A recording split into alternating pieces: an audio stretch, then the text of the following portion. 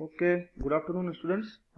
Today we are going to start our new chapter, that is signal transmission and telemetry. Okay, so this is the content of your syllabus, that is modulation, encoding methods, transmission media, time and frequency division multiplexing, that is TDM and FDM. Okay, so before we move ahead, let us try to understand some important aspect of this general block diagram of communication system. Although you have studied about the fundamentals of communication system, I am just summarizing you. This is basically your information source, right? Source may be the message signal which you are going to generate, and here we are considering this message signal is a non-electrical quantity, right? It may be data, speech, audio signal, etc. And we have already studied about transducer. This transducer is basically the electrical transducer that converts this non-electrical physical information into the electrical signal, right? Here we are discussing about the transmitter, then channel, receiver, and then output transducer, right? The main role of output transducer is to reconvert, or rather to obtain the original message signal. Okay, so actually in this particular chapter, our main information regarding is transmission and telemetry. So here we will mainly focus on this portion. First, transmitter means एक ऐसी device है जिसके through हम signal को आगे transmit करेंगे, ठीक है ना। और किसके थ्रू करेंगे? Through a channel. और इसके अंदर आप देखें कहीं ना कहीं एक नॉइस पिक्चर में आ रही है, तो अभी हमारा जो फोकस है वो इस पोर्शन के ऊपर रहेगा, transmitter, channel and noise, right. So the main objective of communication system you all know is to convey the information from one end to another end through different components, right. So basically अगर हम communication system को कहें तो ये portion हमारा communication system कहलाता है, और अभी हम केवल इस पोर्शन के ऊपर फोकस करेंगे, ठीक है ना। तो आगे बढ़ते हैं अपन। अगर हम ट्रांसमीटर की बात करें, the main function of transmitter is to process the electrical signal from different aspects. Actually it depends upon the application under consideration. Okay, modulation is basically the main function of transmitter, and in case of long distance radio communication the signal is also required to be amplified, right? So ये basically एक signal processor की तरह काम करता है, and all these processings are required to make the process of transmission is easy, right, through the channel, right? अगर हम channel की बात करें तो बेसिकली ये आपका एक इंटरफेस है, मीडियम है रिसीवर और चैनल दोनों के बीच में, और इस चैनल के ऊपर आपका जो डेटा है वो ट्रेवर्स करता है फ्रॉम ट्रांसमीटर टू रिसीवर, ठीक है ना। अब अगर हम इस चैनल की बात करें तो योर चैनल में बी गाइडेड और may not be guided, right. अगर हम गाइडेड की बात करें तो आपका ऑप्टिकल फाइबर हुआ, कोएक्सियल केबल हुआ, ठीक है ना। If you talk about the unguided atmospheric और space channel, then one of the example is radio link, or you may say satellite. Okay, now come to the transmission medium. Actually during the process of transmission and reception of signal at the receiving side, आपका जो signal है उसको noise काफी affect करती है, ठीक है ना। और हम नॉइज के बारे में पहले भी पढ़ चुके हैं, it is a random unwanted signal, ठीक है ना। और ये सिग्नल को किसी भी पूरे सिस्टम के अंदर कहीं भी अफेक्ट कर सकता है, बट इसका जो मेजर इफेक्ट है वो चैनल के ऊपर आता है, ठीक है ना। नाउ अब इस स्लाइड को आप बहुत इंपॉर्टेंस से इसको देखिएगा। अब मैंने लिखा है irrespective of the medium. Actually हम इंफॉर्मेशन को वन एंड से दूसरे एंड पे भेजना चाहते हैं with the help of transmission medium और channel, you may say, right. हमारे पास चैनल है, irrespective of this channel the signal travelling the channel becomes attenuated and distorted due to certain reasons, and noise is one of the reason, right. Hence a process is adopted to match the properties of the transmitted signal to the channel characteristics so as to efficiently communicate over the transmission media.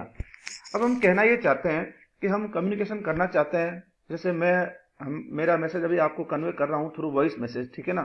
इस तरह से communication के बहुत सारे examples हैं, telephone line है, mobiles हैं, ठीक है ना। तो जो चैनल हमारे को जरूरत है उसके बिना कम्युनिकेशन संभव नहीं है, ठीक है ना। बट क्योंकि हमारा चैनल के ऊपर जो सिग्नल है वो अफेक्ट होता है नॉइज से और बहुत सारी चीज़ों से, तो वो एटेन्यूट भी होगा और डिस्टॉर्ट भी होगा। तो इससे निजात पाने के लिए हम लोग एक ऐसी टेक्निक का यूज़ करते हैं जिससे कि हम सिग्नल को एफिशिएंटली कम्युनिकेट कर पाएँ, ठीक है ना। अब उसके अंदर जो आपका है match the properties of transmitted signal, जिस सिग्नल को आपको ट्रांसमिट करना है वो और आपका जो चैनल है उसकी कैरेक्टरिस्टिक्स आपस में मैच करनी चाहिए. And here comes the concept of bandwidth. Okay, so bandwidth of the medium plays a very crucial role in this context. हम क्या चाहते हैं, we have to match the bandwidth of the signal, message signal rather, with the bandwidth of transmission media so that the signal can passes through this transmission media efficiently without much attenuation and without much distortion, right? और इस bandwidth matching के लिए है ना, आपको signal की bandwidth और transmission media दो चीजें हैं, दोनों की बैंडविड्थ मैच करना जरूरी है. क्यों मैच करना जरूरी है? क्योंकि हम हमारे जो कम्युनिकेशन है उसको एफिशिएंट बनाना चाहते हैं, ट्रांसमिशन को एफिशिएंट बनाना चाहते हैं. And for that purpose we need a very good encoding techniques. जो हमारा जो टॉपिक था बेसिकली वो था एनकोडिंग टेक्निक्स, ठीक है ना. अब एनकोडिंग टेक्निक्स कितने तरह की होती हैं वो हमारे को डिस्कस करनी है, right. Various techniques concern with conversion of digital and analog data. Your data में भी डिजिटल, योर डेटा में भी एनालॉग, राइट. अगर आपको उसको डिजिटल में कन्वर्ट करते हैं तो हम पहले ही पढ़ चुके हैं कि हमारे को डिजिटल के बहुत सारे फायदे हैं, ठीक है ना. सो ये जो कन्वर्जन है डिजिटल टू डिजिटल या फिर एनालॉग टू डिजिटल, इसको हम कहते हैं एनकोडिंग टेक्निक्स, राइट. इधर आप देखें, if your data is digital and it is converted into digital signal, it is also known as encoding. If your data is analog and it is converted into digital, then it is also known as encoding technique. Now we will discuss one by one how these encoding techniques works, right. First we will discuss about the digital to digital conversion. Okay, so this conversion that converts digital data to digital signal is known as line coding. Okay, here I have shown you a diagram. Let us try to understand. This is your digital data, 1, then 5 times 0 and 1, right. This data may be coming from some memory computer or may be stored in some digital disk. Okay, when you fed this data to a line coder, then this line coder will convert this digital data into digital signal. Here you can say we have a digital signal. How this process will takes place, ये हमको समझना है. But before that, in order to understand the concept of line coding, there are certain characteristics which are required to be understood.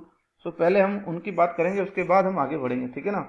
तो here there are some important characteristics that we need to consider for line coding, right. पहला है आपका number of signal levels, then bit rate versus baud rate, DC component, signal spectrum, noise immunity, error detection, synchronization, and cost of implementation.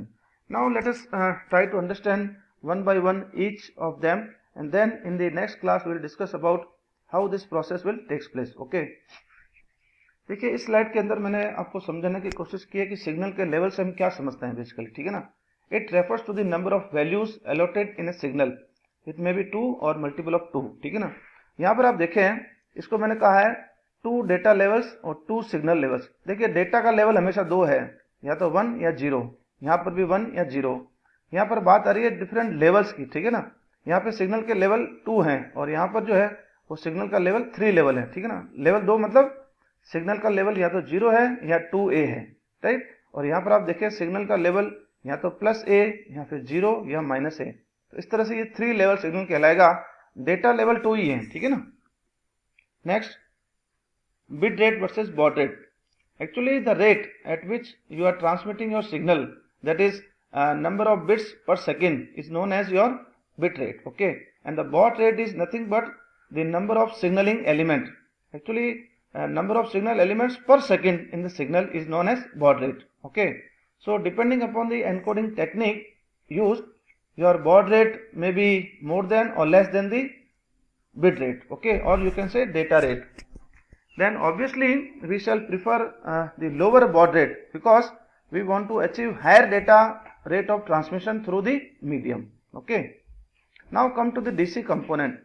DC component is basically the undesirable signal, right. Actually in communication system there are components like capacitor and transformer that suppress the DC component and leads to attenuate and distortion of the signal. So DC component also result in unwanted energy loss on the line. Therefore हम लोग ऐसी encoding technique use लेते हैं जिसमें कि आपका DC component नहीं हो, ठीक है ना। मान लीजिए अगर आप इस तरह का सिग्नल लेते हैं जिसका एवरेज अगर आपका डीसी आता है तो ये प्रॉब्लमेटिक है, ठीक है ना। तो हम सिग्नल की एनकोडिंग कुछ इस तरह से करते हैं कि जिसके अंदर डीसी कंपोनेंट नहीं हो, ठीक है ना। Now come to this signal spectrum.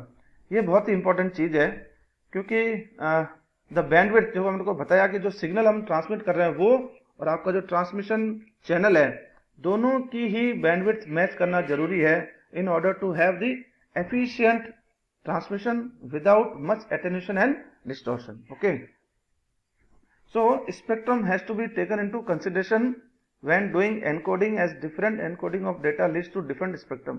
Actually अलग अलग encoding हम काम लेते हैं तो अलग अलग spectrum बनते हैं, ठीक है ना। So it is required to use suitable encoding technique that serve the purpose. इसको हम आगे जब लाइन कोडिंग वगैरह पढ़ेंगे डिटेल में उसके डिफरेंट टाइप्स तब आगे और डिस्कस करेंगे, ठीक है ना। नॉइज और इम्यूनिटी है जो आपकी सिस्टम की हम चाहते हैं, ये जरूरी है। Encoding helps to detect the error due to noise, that will be helpful also. Now come to the synchronization, right? The signal sent by transmitter should be same as received at the, हम चाहते हैं कि जो हमने signal भेजा है वो हमारा एग्जैक्टली मैच करना चाहिए रिसीविंग साइड पे, ठीक है ना। इसका मतलब है सिंक्रोनाइजेशन प्रॉपर होना चाहिए, ठीक है ना। अगर किसी तरह का कोई मिसमैच होता है तो हमको प्रॉपर सिग्नल नहीं मिल पाएगा। So usually a clock is used eight transmitting and transmission and पे भी हम एक क्लॉक यूज करते हैं और एक क्लॉक हम रिसीविंग एंड पे भी यूज करते हैं, ठीक है ना। अगर कहीं इन दोनों क्लॉक में फ्रीक्वेंसी या फेज मैच नहीं करता है तो फिर से आपका लॉस ऑफ सिंक्रोनाइजेशन हो सकता है, ठीक है ना। तो इसको दूर करने के लिए हम एक हार्डवेयर काम में लेते हैं जिसे हम कहते हैं PLL, that is phase lock loop. इसकी हम आगे फिर चर्चा करेंगे। Now last come to the cost of implementation. आप सभी लोग जानते हैं कि आप कोई भी टेक्निक यूज करें it should be cost effective, ठीक है ना। एंड देन फाइनली ये मेरी लास्ट स्लाइड है आज की क्लास की। अब मैं केवल आपको ये बताना चाहता हूँ कि जो लाइन कोडिंग है, जो हमने कैरेक्टरिस्टिक्स पढ़ी हैं उनको ध्यान में रखते हुए आगे हम इसका डिस्कशन करेंगे। बट एक चीज मैं आपको बता दूं कि जो लाइन कोडिंग है वो 3 तरीके से हो सकती है, unipolar, polar and bipolar. So in the next class we'll be discussing one by one in detail, right? So I hope students you have understood the thing और आगे की क्लासों के लिए आप बने रहिए मेरे साथ में। थैंक्स।